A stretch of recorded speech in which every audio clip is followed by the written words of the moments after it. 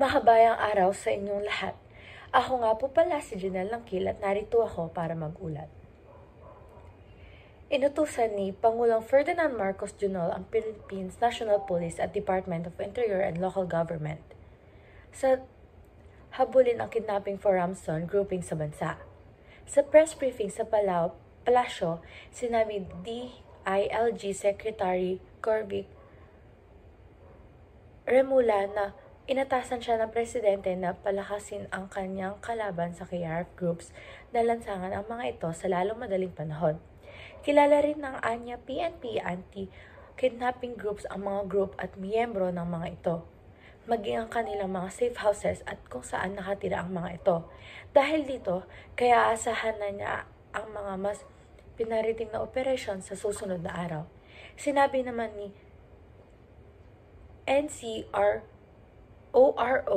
Chief Paul Bridges General Anthony Abria na dahil nitong panahon kaya pinalakas ng mga pulis ang mga visibility sa mga lugar na posibleng target ng mga kidnapper. Pinalakas na rin nila ang mga presensya sa social media sa pamamagitan ng pag-post ng mga tips kung paano makaiwasan sa kidnapping. Ngayon naman ay magtungo tayo sa mga pamprosesong tanong. Unang katanungan, paano nakaapekto ang nasabing balita sa ekonomiya ng Pilipinas?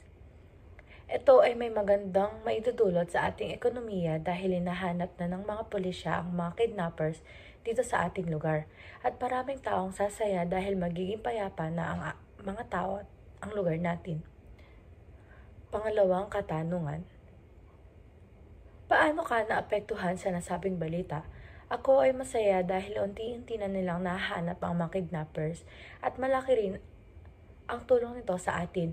Ngunit ako ay natatakot pa rin dahil baka hindi nila mahuli ang mga ito. At panghuli, ano ang iyong aral na nakuha sa nasabing balita? Ang aking aral na nakuha ay dapat laging mag-ingat kung tayo ay lalabas at dapat ay may kasama tayo kung tayo man ay lalabas. Laging mag-ingat at laging makinig sa ating mga magulang dahil maraming taong nakikidnap ngayon at madaming taong napapahamak. Yun lamang po. Maraming salamat po sa inyong pakikinig.